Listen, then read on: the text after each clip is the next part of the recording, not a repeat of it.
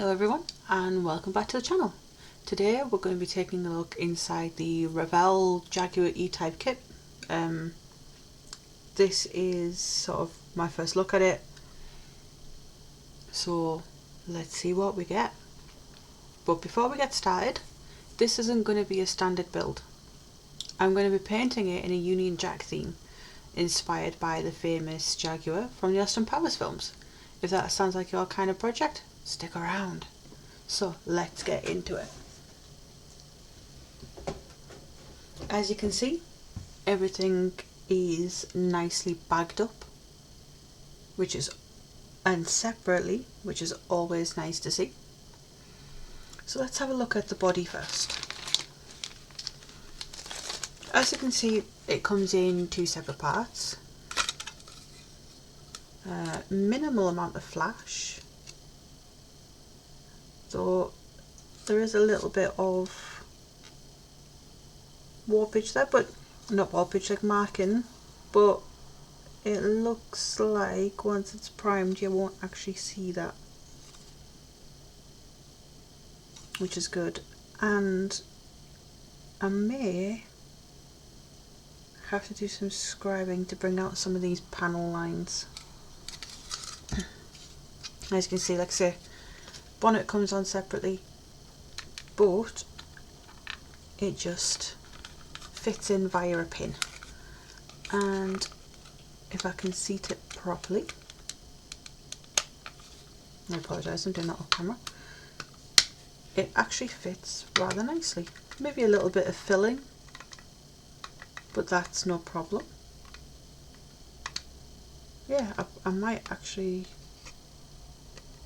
scribe it just to get some of that detail out. Okay, let's move on.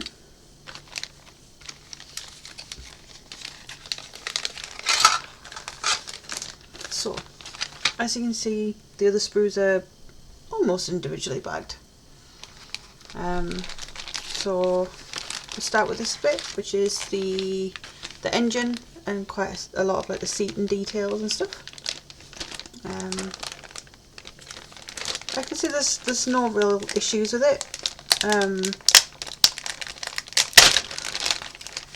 Not really much flash, lots and lots of detail.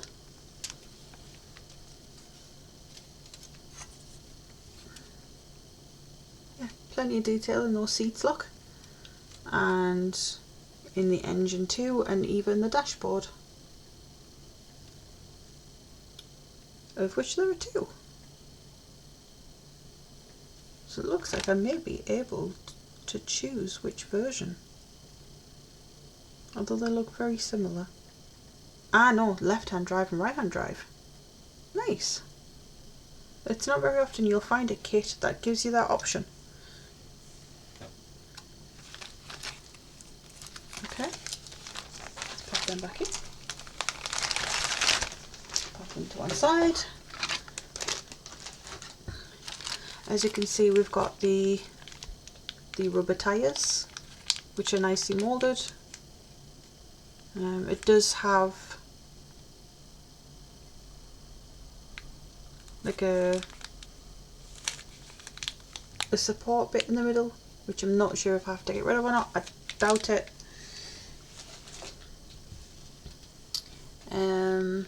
Let's see. Let's go for the chrome parts next. Now these, the back side of it looks quite gritty, I'm not going to lie, but what I am thinking of doing is stripping it all off, and I have a lovely chrome marker which I will use to then repaint it. If you guys have any ideas or what's best to use to strip it down, then please do let me know in the comments.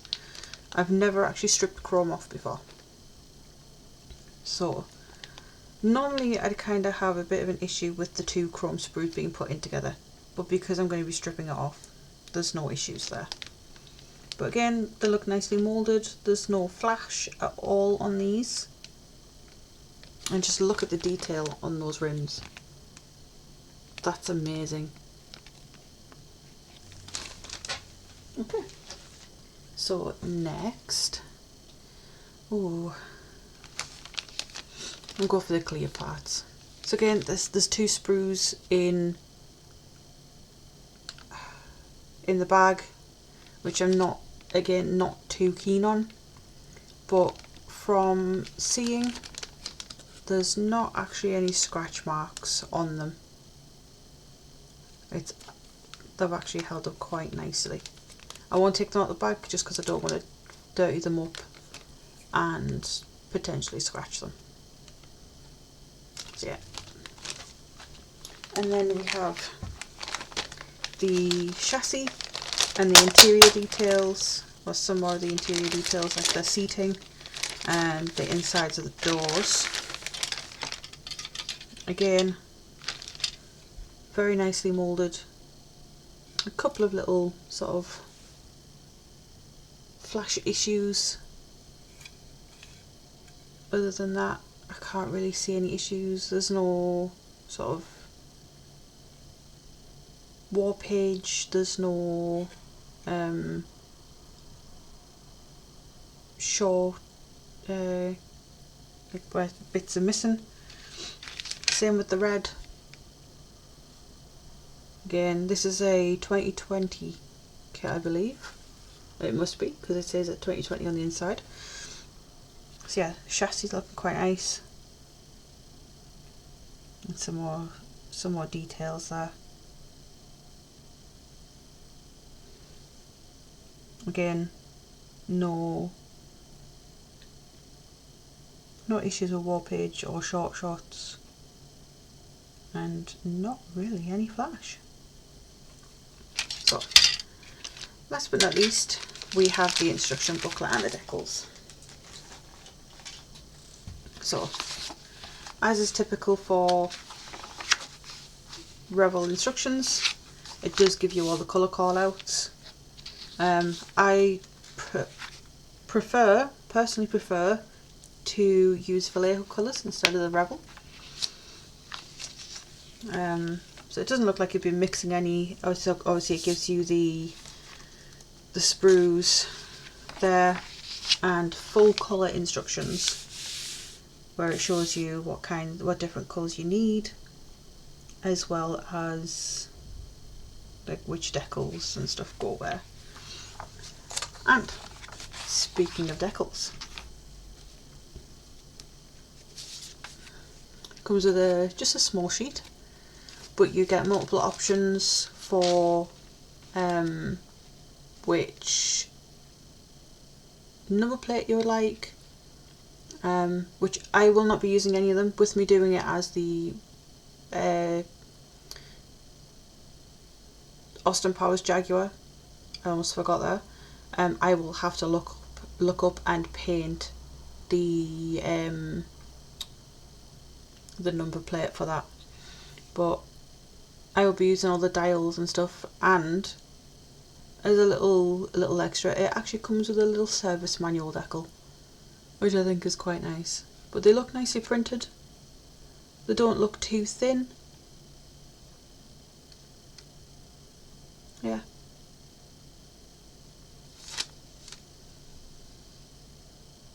And I think they'll go on quite nicely.